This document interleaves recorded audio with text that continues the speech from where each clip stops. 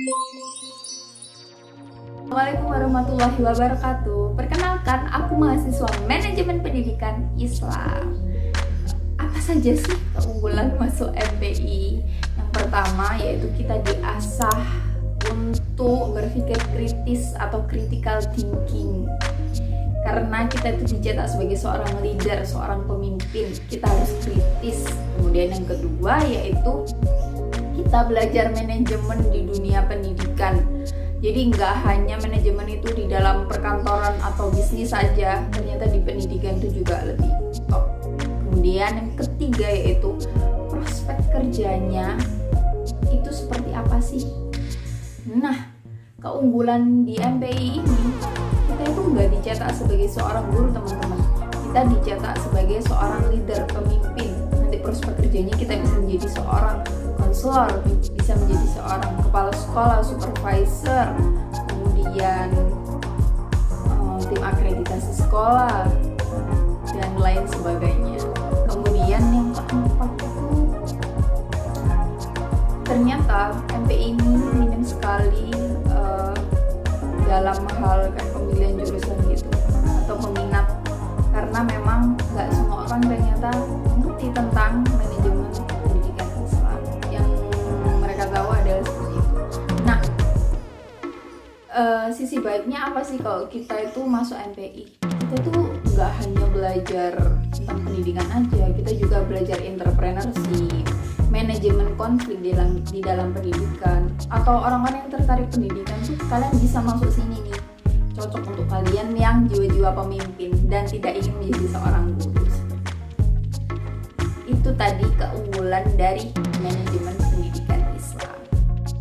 Nama saya Reni Kamila Andrianti, NIM D73218066, Prodi Manajemen Pendidikan Islam, jurusan Pendidikan Islam, Fakultas Tarbiyah dan Keguruan UIN Sunan Ampel Surabaya, alamat Kabupaten Sidoarjo, Kecamatan Krian, Dusun Sidomukti, Desa Keraton.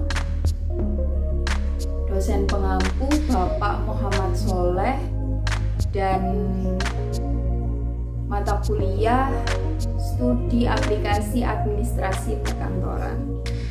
Topik yang akan kita bahas hari ini yaitu mengenai peran search engine pada dunia pendidikan. Yang pertama yaitu kita akan mengulas tentang internet dulu. Oke. Jadi pada era modern saat ini ya, internet itu digunakan sebagai jalan pintas dalam menyampaikan dan mengakses informasi. Dan internet itu sendiri merupakan sebuah sistem global yang dirancang dari jaringan komputer interkoneksi yang memakai standar internal protocol suite, transmission control protocol or internet protocol, atau bisa disebut sebagai TCP atau IP, untuk melayani miliaran pengguna dari seluruh penjuru dunia. Jadi internet itu benar-benar kayak ya manusia gak bisa hidup. Internet sendiri merupakan sebuah jaringan dari jaringan lainnya yang terdiri dari rangkaian jaringan pribadi secara umum, akademis, bisnis, dan pemerintah dalam lingkup lokal ataupun global. Jaringan ini dihubungkan oleh jaringan optik dan teknologi ternyata, teman-teman. Kemudian kegunaan dari internet sendiri yaitu sebagai alat hukum, mengirim email atau membuat website, belajar, kemudian kamus online dan ensiklopedia, mencari literasi, belajar teknologi, kemudian mendengarkan musik dan video. Jadi penggunaan internet itu sangat beragam dan emang bermanfaat banget untuk orang-orang sekitar, apalagi untuk meningkatkan teknologi yang sedang naik-naiknya sekarang. Topik yang kedua yaitu mengenai search engine atau mesin penelusuran. Semakin berkembangnya teknologi, maka seseorang itu semakin membutuhkan informasi informasi yang ingin dicarinya dengan cepat dan mudah. Muncullah sebuah mesin penelusuran. Mesin penelusuran atau search engine ini merupakan penyebutan kepada website yang berfungsi untuk sebagai mesin pencari. Mesin ini berfungsi sebagai mesin pencari informasi. Cara yang bisa digunakan yaitu dengan kita itu masuk ke dalam websitenya dan menuliskan kata kuncinya seperti sepatu. Nah, nanti muncul tuh ada informasi sepatu, kemudian sejarah sepatu, gambar sepatu, dan yang lain sebagainya. Mesin penelusuran yang sering kita pakai yaitu termasuk Google nih. Google ini ternyata diciptakan oleh dua orang yang bernama Larry Page dan Sergey Brin. Kedua orang ini merupakan mahasiswa pasca sarjana doktoral Universitas Stanford, California. Google dikenal pada tahun 1998 kepada seluruh dunia. Google merupakan mesin pencari atau penelusuran di internet dan memiliki nama lain search engine di dalam internet. Peran mesin penelusuran pada pendidikan Islam itu seperti apa? Yang pertama, sebagai wadah siswa dalam belajar dengan mengakses informasi, mempermudah siswa dalam belajar teknologi, kemudian bisa meningkatkan kualitas pendidikan lebih unggul dan berkualitas lagi. Topik yang ketiga yaitu kita akan membahas mengenai macam-macam mesin penelusuran search engine. Yang pertama, Google itu kita sering banget pakai kan ya. Jadi ya nomor 1. Nomor 2 ada Yahoo yang dulu kalau kita SD lah, anak tahun 2000-an pasti tahu Yahoo, dan dulu kita sepantaran pasti kalian juga. Kemudian ada Bing itu juga mesin penelusuran, dan yang terakhir ada Ask juga mesin penelusuran, dan manfaat mereka itu sama-sama bisa dibuat untuk mengakses informasi. Tapi yang paling sering digunakan oleh orang-orang adalah Google. Topik yang keempat yaitu manfaat dari mesin penelusuran. Yang pertama, mesin penelusuran itu hampir 90% pengguna internet itu menggunakan mesin penelusuran untuk mengakses informasi, termasuk lembaga pendidikan. Kemudian yang kedua yaitu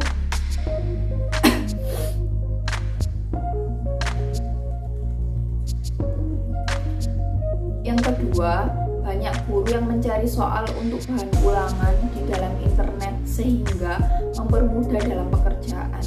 Jadi selain kita bisa mengakses informasi, kita juga bisa mencari informasi di dalam mesin penelusuran ini. Kemudian yang ketiga, lembaga pendidikan itu bisa membuat website sekolah untuk pemasaran sekolah seperti SIM sekolah. Jadi informasi yang ada di dalam sekolah itu data-data juga bisa masuk ke dalam internet ini atau website sekolah yang dibuat. Kemudian yang keempat yaitu pada negara-negara maju penjualan yang dilakukan melalui internet hampir 20%. Jadi kita itu bisa menjual apapun melalui internet dengan kita membuat website.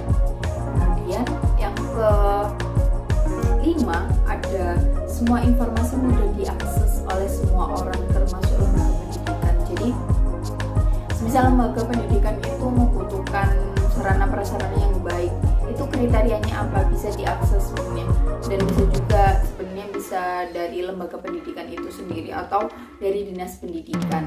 Kemudian ada yang ke-6 yaitu memudahkan masyarakat dalam mencari informasi di internet. Jadi mudah banget kalau kita pakai search engine mau cari berita apapun, yang up to date pun ada gitu loh. Kemudian yang selanjutnya kita itu lebih murah kalau mengeluarkan uang, kan biasanya internet kan pakai paketan ya, jadi nggak harus ribet beli koran setiap hari karena kita bisa mengakses internet internet atau berita-berita atau informasi-informasi dalam internet dalam sekejap tidak ada. Topik yang kelima yaitu bentuk pemanfaatan mesin penelusuran.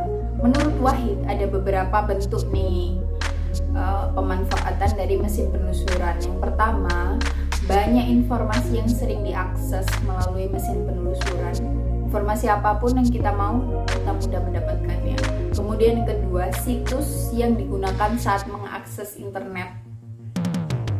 Jadi mesin penelusuran itu merupakan situs di dalam internet. Kemudian yang ketiga, pemanfaatan situs dalam mengakses literatur itu mudah seperti Google Scholar, Google Book. Kemudian yang keempat, format teks dari literatur ilmiah yang di-download seperti jurnal, artikel, e-book, kan. Topik yang terakhir yaitu mengenai faktor pendukung dan penghambat pada pemanfaatan mesin penelusuran. Yang akan kita bahas yaitu mengenai faktor penghambat dulu. Yang pertama, lemahnya jaringan, termasuk pada daerah yang memiliki sinyal lemah atau tidak begitu bagus seperti di pedesaan atau di pelosok dalam daerah terpencil. Nah, itu sangat kurang jaringan menurutku ya. Jadi kalau untuk mengakses informasi itu agak susah. Kemudian yang kedua, keterbatasan situs dalam mencari informasi membuat siswa itu sangat susah untuk mencari literasi gitu. Jadi untuk belajar pun terhalang. Semisal kita disuruh untuk mencari jurnal, nggak ada di situs ini, kita cari lagi nggak nemu. Kadang itu situs itu tidak memuat satu informasi saja, ternyata banyak informasi yang bisa diakses pada satu situs. Kemudian yang ketiga yaitu gangguan iklan yang sering kali terjadi. Nah, pada website yang ada saat kita mencari informasi nih, apalagi yang dibutuhkan oleh orang-orang itu mereka kadang lebih susah untuk menangani iklan ya, karena sering kali terjadi gitu. Seperti kita itu mau download artikel, ternyata di situ ada iklan yang sering banget muncul, jadi kadang nggak bisa di handle dengan baik sih. Itu beberapa faktor penghambat dari search engine. Bahasan yang kedua yaitu tentang faktor pendukung dari mesin pencari ini. Yang pertama, tuntutan dari dosen untuk memenuhi mata kuliah. Jadi mau nggak mau kita harus mengakses informasi melalui search engine ini atau mesin penelusuran ini. Kemudian yang kedua, sebagai sumber literasi yang ada pada search engine itu lebih lengkap. Jadi kayak banyak literasi, semisal kita itu mau mengakses jurnal atau e-book itu adalah di dalam search engine ini. Kemudian yang ketiga, membantu dalam mendapatkan referensi untuk kuliah dan untuk belajar. Jadi nggak hanya kita itu mengakses berita aja, ternyata informasi-informasi seperti sekolah itu juga bisa diakses di dalam internet atau mesin pencari juga. Kemudian yang keempat, ada lebih cepat dan dalam mencari informasi. Jadi sebenarnya itu tergantung sinyal sih mau cepat atau enggaknya, tapi jelas insya Allah adanya. Kalau kita mau mencari informasi di dalam mesin pencari itu insya Allah ada, insya Allah. Kemudian yang kelima yaitu berita yang up to date. Jadi kita tuh nggak ketinggalan berita meskipun kita nggak baca koran nih, kita tuh tetap ngerti berita di luar sana gitu. Kemudian yang terakhir, biaya lebih murah, tapi setiap bulan tuh pasti butuh paket internet kalau kita mau akses informasi. Jadi dia itu nggak bisa diakses kalau nggak terhubung dengan jaringan internet. Itu tadi faktor pendukung dari pemanfaatan search engine. Sekian presentasi dari saya. Mohon maaf jika ada salah kata atau kurang tepat informasi yang saya sampaikan. Terima kasih. Wassalamualaikum warahmatullahi wabarakatuh. Sampai jumpa.